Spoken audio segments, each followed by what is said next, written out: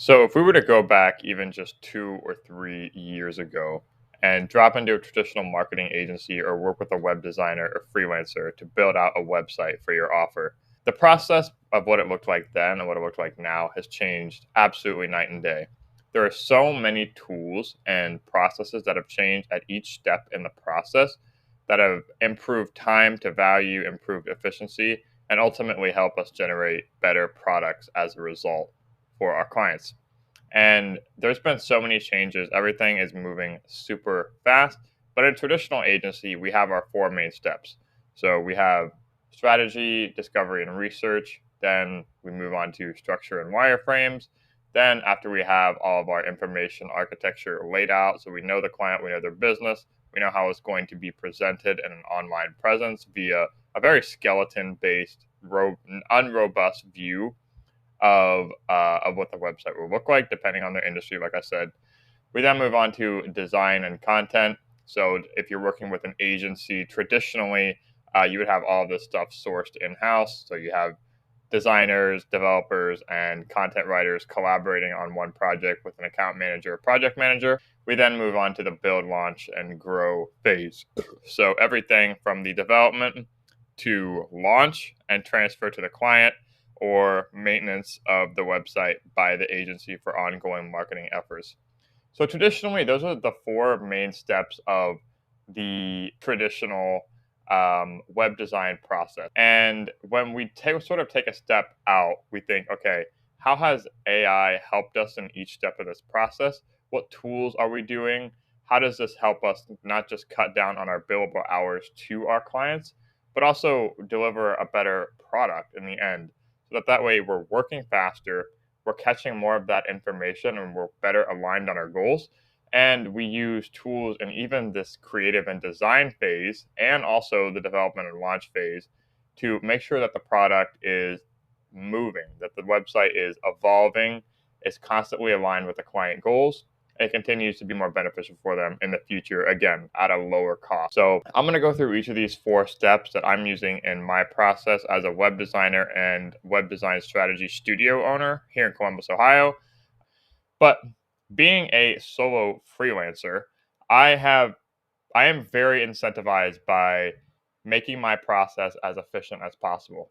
And so I'm always iterating on some of these tools, and I want to share with you guys today how AI is helping me in each of these four steps to accomplish all the goals aforementioned. So if we start here with our strategy, discovery, and research phase, step one, the AI enhanced way to capitalize on the old way.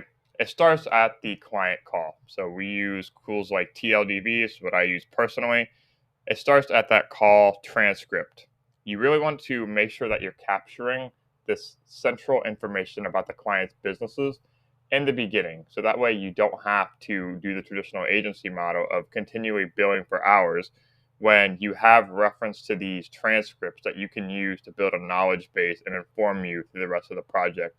Super important to align on goals, and that way the process is almost like an async reference you can have to the client all throughout the project. We feed transcripts into tools like NotebookLM and ChatGPT to do industry research. So NotebookLM is a great tool just for company research. You can get very aligned. You can aggregate a lot of information into a single source and basically become an expert on your client's industry, even passively. You can generate things like podcasts, and you're really leveraging AI to become an expert and reference transcripts, reference the industry, reference, their services, how they're fitting into the target market, the trends that are going on, latest developments, etc. You can really impress clients by doing this too. In terms of intake and being relevant to the client, we use Moxie and ChatGPT agents, and also research projects is a big one. So for Moxie, we still require some type of client intake post a call. So what we do is we actually take those transcripts and we generate a custom form for input that clients can fill out asynchronously, and we can prompt it to then be a very tailored form with relevant questions and relevant fields to their industries. And that helps us not just that helps us not just be more efficient on the form creation side. We don't have to go over and develop a custom form. It also makes sure it's very aligned based on past conversations. So like I said, we're building on that knowledge base. ChatGPT Project is a great source to go in and use to create that central knowledge hub.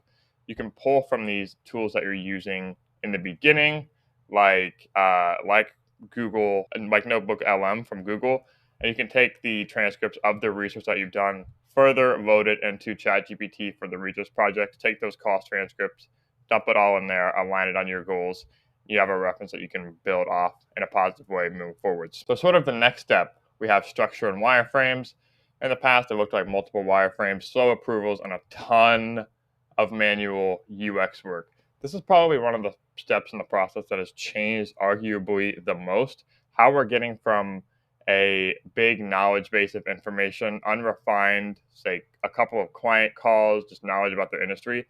This is the very first transition into an actual website presence. Okay, what are the pages we need? What are the messaging? How are we starting to structure copy? And how's that going to look in different sections on the website? This is the part of my process that has been probably the most robust, is getting from that 0 to 1 phase.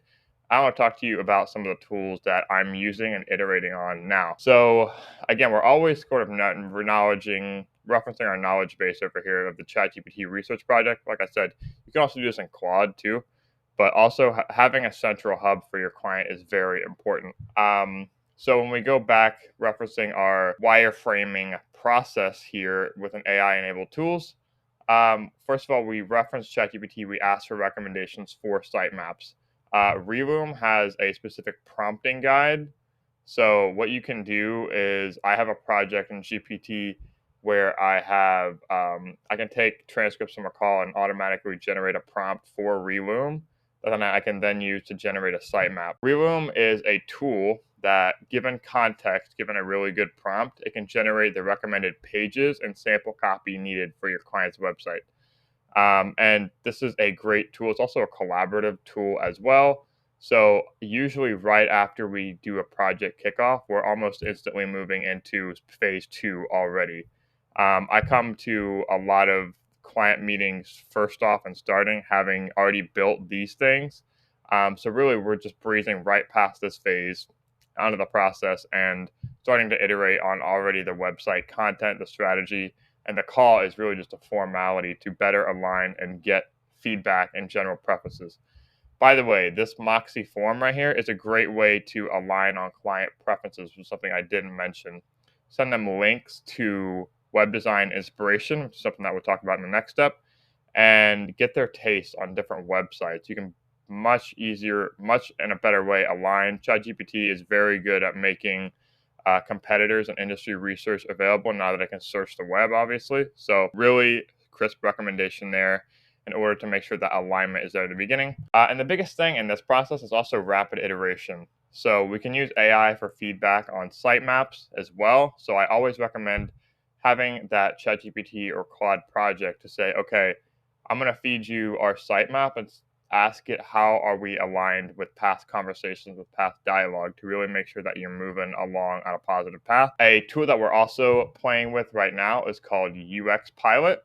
So UX Pilot is similar to Relume in the sense that it can generate wireframes, but it's more optimized for creating flows. So if you think about the sitemap as the bigger picture strategy, UX Pilot is better for, it also has a design component too, which I'm not very bullish on because it doesn't do the job as good as some of these other tools later on in these steps. But what it can do is create recommended flows like login sequences, e-commerce flows, and start to generate visuals for different pages and wireframes, like low fidelity, that then you can then export and use as visual inspiration for some of these other tools that were mentioned in our next steps here. So that is the structure and wireframing piece in an AI age. We're moving a lot faster. We're better aligned from the beginning, and we're knocking our goals out of the park. In the design and content phase, this is where creativity can just take over. And this is the part that I enjoy the most as a designer. And it's also the way that I'm able to add so much more value to our clients because we're in that rapid iteration and testing phase. That's so much of what AI allows us to do, is that we can do this rapid information, especially in a creative space. Rapid iteration is very important because it allows you to get the bad out and find what good looks like. So we'll start with the outdated process. So the outdated process for design looked like a separate teams for copy, design, endless revisions, disconnected creative vision. Like I said, every meeting that you have between each of these disjointed teams is just billable client hours. It's very inefficient. Content takes too long. It feels off brand because of a lack of communication, and it racks up unnecessary hours. You have disjointed handoffs, etc. A lot of nightmare stories coming from this. So our AI enhanced way is that, like I said, we have ChatGPT and Claude to generate first draft copy. We have our transcripts from our call recordings, and we have research summaries from NotebookLM that anyone on the team, or if you're solo, can access at any time and make sure that the project is aligned. We're using a bunch of new tools in this phase, and this is where the volume of tools and my process specifically has expanded a lot. We used UX Pilot a little bit for image generation. We use ChatGPT a lot for its image generation feature when you talk specific design enhancements. What we use ChatGPT a lot for now is something that I didn't mention in here, is style guides. So style guides in ChatGPT are a really good thing to try. And what you can basically do is take the branding book, the branding guidelines, and load that into your ChatGPT project from the start. And you can start to create images and mockups based on a specific color code, specific brand voice, imagery, moods, colors, things like that. And it, like I said, it dials in that alignment. Magic Path is a tool that I am testing a lot nowadays, and I'm somewhat bullish on it because it very much solves the prompt to actual development stage. So we develop all of our websites, in Webflow and Framer, which we'll talk about in our next step. But when you have a developed site that you can generate from a prompt, and it actually does a really good job of doing that, and I would highly recommend integrating some of these other tools and stacking on. The wireframes from UX Pilot and Relume are very good sources of visual inspiration for Magic Path to go in and develop a rough draft of what an actual coded interactive site could look like. So you can actually pull this up in a browser. It's page right away. You can load it with all of your ChatGPT brand information. It's just a really good place to start. And we'll be iterating on this a lot more in the future. So I'm super excited to see what rollout plays. Obviously, the home of the site wouldn't live on the site that Magic Path develops. I don't see that being, even with other tools. So you'll notice I'm not mentioning like Bolt, V0, Lovable. I'm not mentioning these tools here because there's no reality where that is a foundation for a moving website moving forward. There's no way that that's the place for the business. It can be deployed, but it's not a really good source, especially if you're working with someone, a marketing team who wants to make updates, a founder who wants to make sure their website is accessible. You want to make sure that you have control of the editing environment and you're more in touch with what's going on. You can install scripts, etc. So another way that it's changed the design process is we have collaborative workspaces with less silos. So Figma AI is a great tool to where you can go in and collaboratively work together. This isn't as AI enabled or new. Figma has always been a collaborative tool. What you can actually do is use AI to start to amalgamate feedback and communications and then generate action items and next steps from there. So you can take all the comments, export them on a Figma file, plug them into your AI code base of choice, and then create action items for your team to go in and make improvements. It's also a great place for AI is helping us in visual inspiration and client alignment. It's also a great source for templates and pre-built design elements.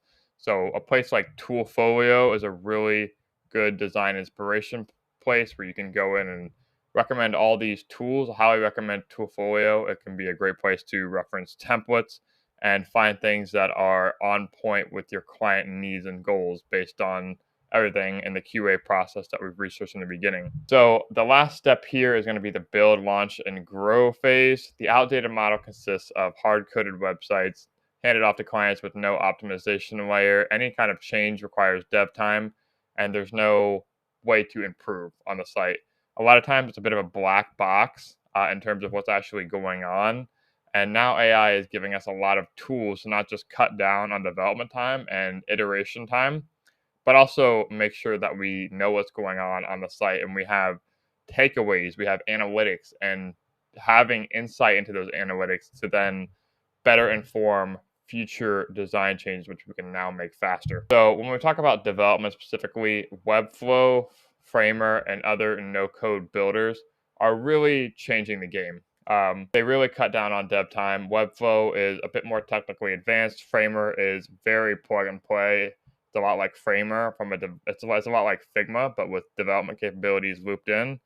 Figma Sites is another platform that can develop on a code-free level, but I am not bullish on it because the code that it writes is basically code soup from everything I've seen. And it's still going to be really hard to make optimizations. You can't do a lot of the scalability activities that Webflow and even Framer is scalable to the point now where you can start to implement some custom features and build a marketing foundation from it.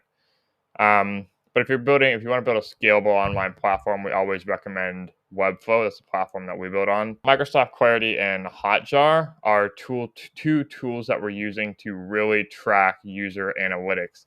And using AI to recommend changes and feedback based on the data that you're getting from these tools is absolutely essential. So what you can do is you can actually export data that you get from tools like Microsoft Clarity, like Hotjar, and then you can feed them into your AI and ask them, okay, these are the stats that we're getting in terms of page load time, scroll depth, click maps, and rage clicks. And it can make recommendations based on industry standards and how you can improve those over time. So, like I said, we're not just cutting down on our building and launch time, but we're also growing the site with these analytics, and we have better tools in place to make that a reality and possibility. So I hope you guys enjoyed this video. Be sure to like and subscribe. Again, I hope you guys learned something from this. Also connect with me on LinkedIn if you want to see how I'm iterating on my design process using AI. I'm always on the cutting edge and trying to learn new things with the community with you guys. So again, thank you guys for watching, and I'll see you next time.